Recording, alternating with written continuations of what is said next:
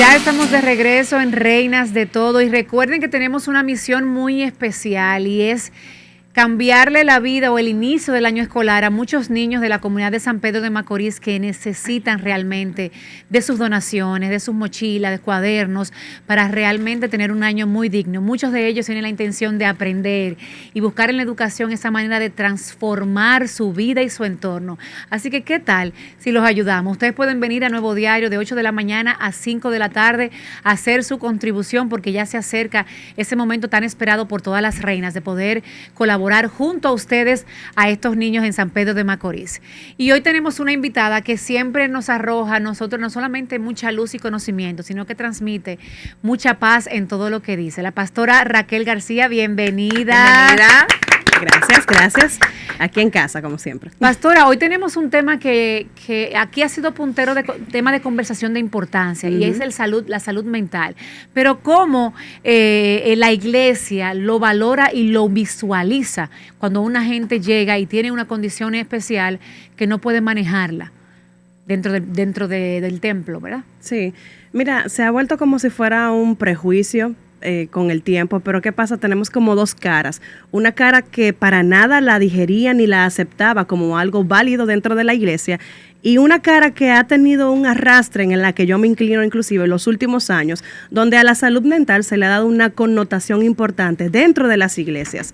O sea, si bien es cierto, tenemos personas que no tienen una preparación académica profesional dentro de las iglesias que lideran iglesias en materia de salud mental, hay otros que nos hemos dado cuenta que no todo es oración, que no todo es lo espiritual, sino que también se ameritan herramientas que son bien profesionales, que requieren de por sí una capacitación, una formación, y que uno como líder espiritual de personas necesitamos tener las herramientas que podamos combinar, porque la fe coexiste con lo que es la salud mental, es decir, coexiste con lo que es la psicología, la ciencia anuncia a Dios, como en otra ocasión he dicho, y por ende cuando tú las combinas de forma sabia, armónica, tú tienes un resultado potente dentro de las necesidades que se presentan en la iglesia.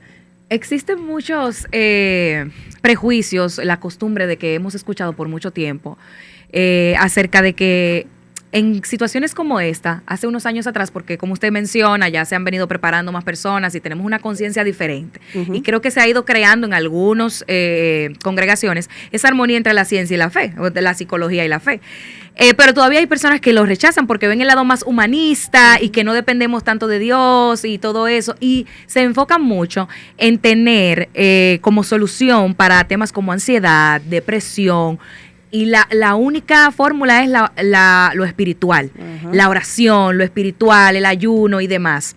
¿Cuál es su opinión usted como terapeuta familiar, que obviamente un terapeuta basado en la ciencia de la psicología, y también como pastora? Cuando le llegan estos casos, ¿qué herramientas, aparte de, obviamente, las que ya utilizamos como parte de la fe, pueden utilizar en la iglesia?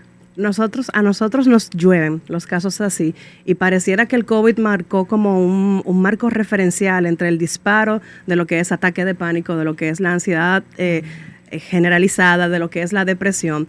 Y como pastora, si yo, por ejemplo, tengo un miembro en este caso que está comenzando a dar síntomas de este tipo, ya a mí se me activa una alarma de forma natural. Pero a usted, pastora, que tiene experiencia en terapia y demás, no a todo el mundo, y eso hay que también saberlo. Claro, pero en este caso, ¿cómo eso se maneja o se debería manejar dentro de las iglesias? Tú, por ejemplo, conoces personas que tú analizas su background, tú analizas si tú identificas patrones, tú analizas si tú identificas dinámicas que se replican, porque ¿qué pasa? O sea, muchas veces el tema está en que la mente también se enferma y tenemos que ver las emociones como algo que se enferma y que como tal debe tratarse, si necesita clínicamente, terapéuticamente y en mi caso combinado con la fe, porque ¿qué es lo que sucede? Que cuando tú no gestionas correctamente una emoción post-trauma o post una ruptura emocional de una pareja o un duelo, que también me llueven casos así, entonces uno cree que en sus propias fuerzas a veces tú vas a poder salir adelante. Y bien es cierto que puede pasar, pero hay momentos donde por ti misma tú te das cuenta que no puedes, y ahí es donde la iglesia debe abrirse a que la gente abra la boca, porque ¿qué es lo que pasa? Que tenemos muchísimas, miles de personas dentro de las iglesias calladas, con dos posturas. Si digo que tengo ansiedad, entonces me van a decir que es espiritual. Eso no es de Dios. Claro, pero si busco ayuda externa, me van a decir que me falta la fe. Entonces no es eso. Por eso, ¿y qué da lugar a eso? Que las personas se callan, 1, 2, se aíslan y 3, no sanan. Entonces uno tiene que cambiar la postura y entender que así como las emociones se enferman, amerita un abordaje que necesita ser profesional y perfectamente combinado también con la fe y con las herramientas innatas que nos da la palabra de Dios. Pero ambos son aliados. Claro, porque es que Dios en ninguna parte de la Biblia nos manda a sentarnos a esperar a que Él resuelva todo. Yo creo que Dios, parte de lo que nos manda es, oye, ¿cómo es? Ayúdame que yo te ayudaré. Bueno, eso no está en la Biblia. Eso no está en la Biblia, Eso son... eso no está en la Biblia. Pero, Ni tampoco la Biblia dice que una manzana, tampoco. El caso de que yo no me puedo sentar a orar, que Dios me permita hacer algo y sentarme a esperar a que Dios lo haga. Yo tengo que salir a tomar acción para que entonces yo esperar que si Dios quiere, pues entonces que me ayude. Entonces lo mismo pasa con este tema, porque por ejemplo, yo creo que debe ser una combinación de las dos cosas. Una es tú abrirte en tu congregación, en tu iglesia, decir, yo estoy pasando por una situación, yo no estoy bien, o yo estoy pasando por un luto que me ha dado muy duro, por favor, oren por mí, quiero venir aquí a orar con ustedes. Eso, más el tema de la terapia, porque ¿qué pasa? En la terapia uno no solamente va a hablar y a que te hablen, te ponen ejercicios, por ejemplo, no, sí. Mira, tienes una tarea.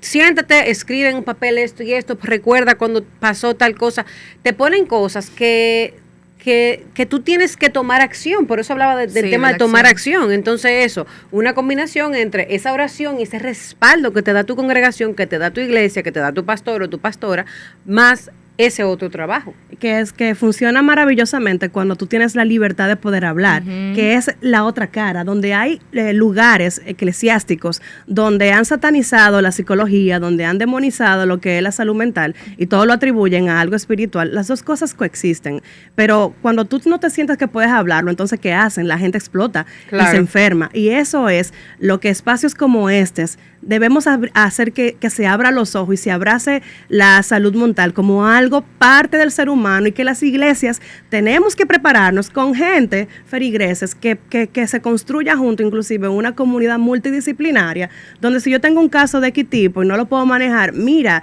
fulana, tú que eres clínica, psicóloga clínica, entonces encárgate de esto, y así sucesivamente. La iglesia tiene que despertar en ese sentido, y quizá ustedes me ven y me sientan un poco indignada, porque es que yo conozco historias. No, pero comparta una de esas historias. Claro, adelante. Un ejemplo que viví cerca. ¿Ibas a decir algo más? No, haga la historia y después le hago una pregunta. Mira esto, una joven preadolescente ella ya es una adulta, pero en aquel entonces tenía unos 14 años.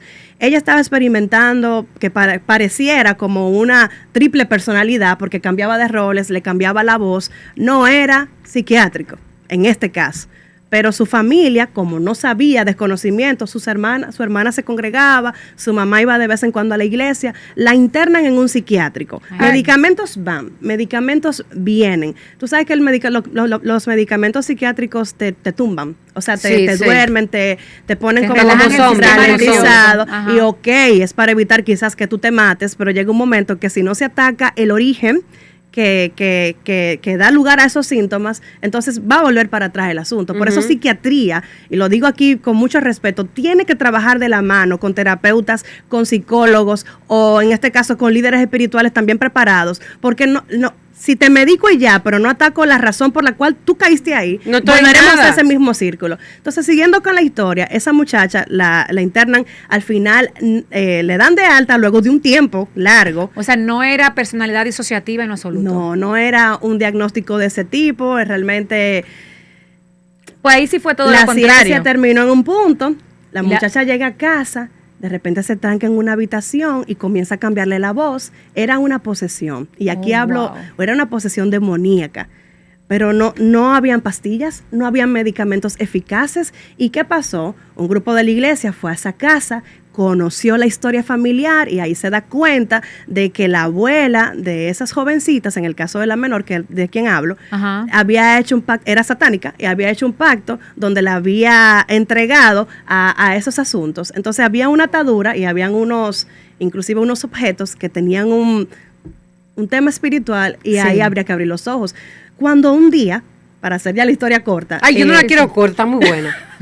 Cuando hubo un día que ellos iban para una actividad, no recuerdo, y en pleno vehículo la niña comienza a manifestar una posesión demoníaca, cambio de voz, a maldecir a Dios, todo eso. Ahí tú te das cuenta de que es un tema de resistencia. Ellos estaban en la ruta que los llevaba a la iglesia. Ay, y el papá dijo, vamos para la iglesia. Fueron a la iglesia y ese día, de la mano con los pastores y con un grupo de hermanos que habían ahí, oraron por ella y ese día pasaron tantas cosas que usted tiene que vivirlo para creerlo, pero ahí hubo muchas cosas que salieron fuera, muchos demonios que salieron fuera de esa muchachita, de esa jovencita, unos 14 en ese entonces, y ella fue libre para siempre. Hoy es una joven brillante, le sirve a Dios, habla de su testimonio, pero no era clínico.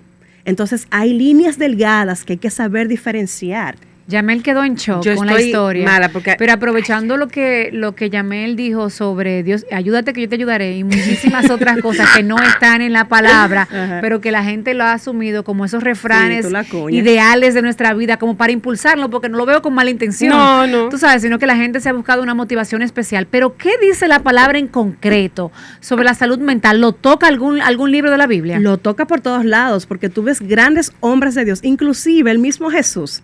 Cuando estaba a punto de ser capturado, que lo iban a crucificar, dice la palabra que él se encontraba en el Monte de los Olivos y él le dijo textualmente a sus discípulos, que eran sus cercanos, mi alma está angustiada hasta la muerte, oren por mí. Y cuando él se aisló, los dejó a ellos orando y entró un poquito más adentro, ¿sabes qué pasó? Él comenzó a sudar gotas como de sangre. ¿Qué es eso? Un nivel de estrés extremo que somatiza de forma física, y que ahí era por una realidad humana que a él le tocaría enfrentar, que era cargar con el pecado de toda la humanidad, pero pagarlo con su propia sangre en un madero. Entonces, en ese mismo texto, esto está en Lucas, creo que 22, dice la Biblia que un ángel bajó y lo fortaleció. Vemos también a un Job que deseó morirse. Vemos muchos hombres de Dios que parecieron eso. Entonces, por todos los lados, sí, Eve, vemos lo de la salud mental como un cuidado integral del hombre en todas sus esferas, que si bien es cierto, por un momento tú puedes anclarte a Dios, porque debo decir que la fe logra cosas que muchas veces la misma ciencia no te va a permitir lograr, porque he tenido los casos también antagonistas, gente que van de terapia en terapia toda su vida, no profesaban ninguna fe, y sus vidas continuaban igual, a pesar de... Necesito un poquito de agua. Yo voy a aprovechar en lo que usted se toma un poquito de agua para hacerle una pregunta, porque a mí me gustaría traer otra vez esa pregunta acerca de los casos. Yo pensé que usted iba a dar un caso de lo opuesto, porque realmente lo que culturalmente hemos visto es que se asocia mucho, incluso no solamente cuando hablamos de la fe cristiana, sino en la fe católica, que es vamos a decirlo así, la religión oficial de nuestro país y de muchos países a nuestro alrededor en la región. Y se da en el caso donde ellos trabajan ese tipo de situaciones con los exorcismos y demás. Pero también ha habido casos donde se han confundido una posesión demoníaca con diagnósticos de psiquiátricos, como por ejemplo, tenemos un caso muy reciente que hemos visto, el de Jean Pumarol, que pasó por una crisis de lo que hasta ahora se presume que es esquizofrenia. Entonces ahí no se habla de una posesión demoníaca ni nada por el estilo, sino de síntomas de un diagnóstico médico. Claro. Entonces, en ese caso, ¿cómo es que la fe puede apoyar a que una persona sí busque tratamiento médico, no solamente con terapia psicológica, sino también con la medicación? Claro. Y cómo ayuda a incluso derribar esos estigmas de que la persona pueda acudir a pedir ayuda médica? Esas cosas deben trabajar de la mano. Incluso yo los veo como compañeros de viaje, que siempre deben estar juntos. En este caso, ¿cómo la fe apoyaría un caso como este muchacho? Bueno, apoyando a la familia en oración, apoyando a la familia en darle visitas y poder llevarle una palabra bíblica que caiga aliento, porque uno menosprecia el impacto que puede tener una palabra dicha a tiempo, y más hablando de una palabra de Dios, pero jamás uno puede restringir que se quite un tratamiento clínico cuando una condición es clínica diagnosticada, porque es que no somos dioses. Pero aquí ayuda. el Todopoderoso sí es Dios, pero uno tiene también que sujetarse a los procedimientos que están establecidos en un diagnóstico de ese tipo y inyectar fe. Y claro está, yo me abandero en decir, o sea, el que conoce la verdad puede ser libre, como está en Juan 8:32, que es lo que está en nuestro escudo de la bandera. Y cuando dice conoceréis la verdad, habla de Jesucristo. O sea, que una vida, incluso psiquiátricamente, clínicamente, mentalmente, si está cautiva, puede ser totalmente libre a través de recibir la fe, recibir el Evangelio de Dios, sin temor a equivocarme. Pastora, usted sabe que este tema me llama mucho la atención porque hemos hablado aquí mucho del valor de la salud mental y de la importancia. Sí. Y como personas de fe, que para nosotros quizás de manera pública están muy cercanos a Dios, por así decirlo, porque manifiestan, porque se inspiran a través de su fe y de la oración, vemos que se han visibilizado su situación mental, y es el caso de Jesús Adrián Romero. O sea, una persona que para todos nosotros era como un referente por la claro, industria que representa, claro, artística, y por las palabras hermosas de sus canciones que edifican la vida de cualquier persona. Ahora, él dice visiblemente, o sea, yo no puedo más, yo tengo que retirarme porque estoy agotado mentalmente, depresión, etcétera, etcétera. Entonces, eso fue como un shock para la comunidad cristiana, estoy segura, porque tú no puedes creer que una persona que está tan cerca, El dominicano dice, se me cayó un santo.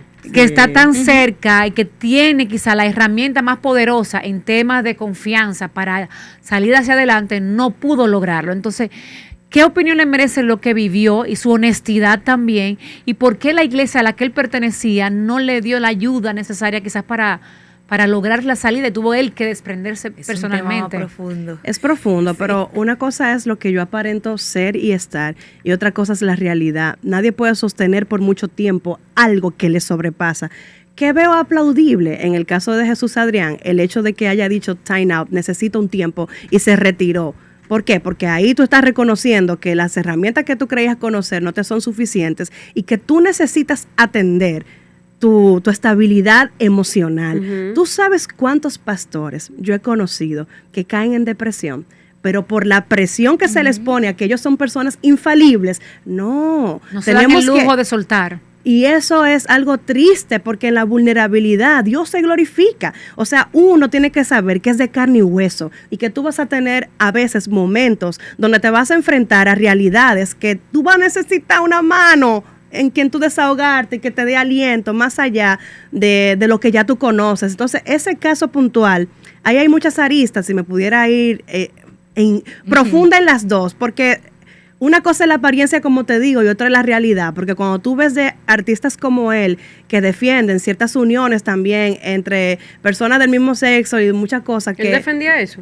Llegó a decirlo públicamente en diferentes esferas, donde tú tienes, por ejemplo, un hijo que ahora es ateo, donde tú tienes la familia de él se volcó a algo totalmente alejado de la fe. Entonces yo no sé qué tantas simientes hubo, pero ese no es el punto, porque yo creo que es un hombre de Dios y que el Señor puede restaurarlo. El punto es pero que tú no eres menos por tú hablar las cosas y decir cómo te sientes y buscar la ayuda que necesitas. Pero ese es otro punto que me gustaría que otro día que usted vuelva se tratara, porque también dice la Biblia que por sus frutos los conoceréis. Sí. Y eso es una realidad. Y aquí en nuestro país, en nuestro patio, vemos también muchos casos de pastores, de líderes de iglesias grandes, con cientos, incluso miles de personas que se congregan, que tienen incluso más de un servicio durante el mismo día en la semana y todo eso. O sea, que son líderes de muchas personas, eso es a lo que me refiero. Y son personas que su fruto, para mí, son cuestionables, porque son personas que tú ves que no pueden ser un referente ni siquiera social, porque están asociados a temas de controversiales, a temas de ira, a temas de conflicto, a temas de divorcio, a temas de infidelidad, de faltas de respeto. O que sus mismos hijos dicen, la iglesia me robó a mi papá. Pero es que no es fácil, o sea. Entonces, ese es un tema que se va también, ese es otro ladito, pero me gustaría que usted volviera. Pero Claro si que sí. contextualizamos, pastora, de la carga que tiene un pastor, imagínense Enorme, que usted está en oración con el grupo que usted que se reúne, y ahí hay 200 personas, que cada una tiene un problema, y el pastor es la guía. Cónchale, el pastor no va a aguantar tampoco, no es fácil. No, Por eso los pastores necesitan pastores. Por Sí. eso los pastores Un necesitan team. mentores. Sí. Necesitan gente. Los líderes necesitan coach, eso es así. Sí, Claro y los que sí. psicólogos necesitan psicólogos. Claro. es lo Tú mismo. necesitas quien te cuide porque tú siempre eres el cuidador. Exacto. Entonces llega un momento en el que a ti se te hace difícil desengancharte de algunas situaciones que viven tus hijos porque uno ama. Es el distintivo que nos diferencia quizás de un profesional de la salud mental. Tú le pagas, él te atiende, pero nosotros nos preocupamos genuinamente por la gente. No importa que haya una paga. Entonces, uno quiere estar ahí en el follow-up, en el seguimiento Sí. y ver cómo esto se desencadena de una forma optimista, de una forma airosa. Y nos enganchamos fácil. Claro, en el trayecto no te niego, ha sido difícil como uno también poner una línea, porque si yo no estoy bien y me lleno tanto de las situaciones, ¿cómo voy a atenderte bien? Sí, y vas totalmente. a sentirte bien y no vas a proyectar esa paz o eso que la gente anda buscando de un líder de fe. Claro que sí. Es así. Y Ok, yo tengo una pregunta para ir cerrando y es acerca de, en su experiencia, que ya tienen, ¿cuántos años como pastores? 7 años. 7 ya. años como pastor y obviamente toda una vida o la mitad por lo menos de su vida congregándose en la iglesia. ¿Cuál ha sido el mito más grande que usted ha escuchado en cuanto a la fe y la salud mental? Indirectamente lo dije ahorita, son dos los más grandes y están en todos lados. O esto nada que ver con salud mental, es un tema 100% espiritual, lo cual puede ser hasta un punto, pero puede ser también falso. O el inverso, de que todo es atención psiquiátrica y nada espiritual cuando hay mucha influencia espiritual. Son dos mitos y no son mitos per se, son dos realidades que pueden coexistir, que pueden suceder y que hay líneas que te permiten encontrar la diferencia para tú determinar el tipo de abordaje. Por decirte un ejemplo sencillo, si yo estoy escuchándote y tú me dices a mí que tú a pesar de orar, a pesar de congregarte, a pesar de leer la palabra, la tristeza no se te quita. No me siento mejor. Yo abro los ojos y yo identifico que hay un proceso depresivo que necesita otro abordaje. Sí, claro. Incluso me atrevo a decir, hay retiros espirituales, lo digo con mucha responsabilidad, en lo que yo en un momento, tratando con gente, he tenido que aplicar la técnica de la silla vacía. ¿Cómo así? Espérese, que no sabemos cuál técnica es. Ah, pues vayan a consultar.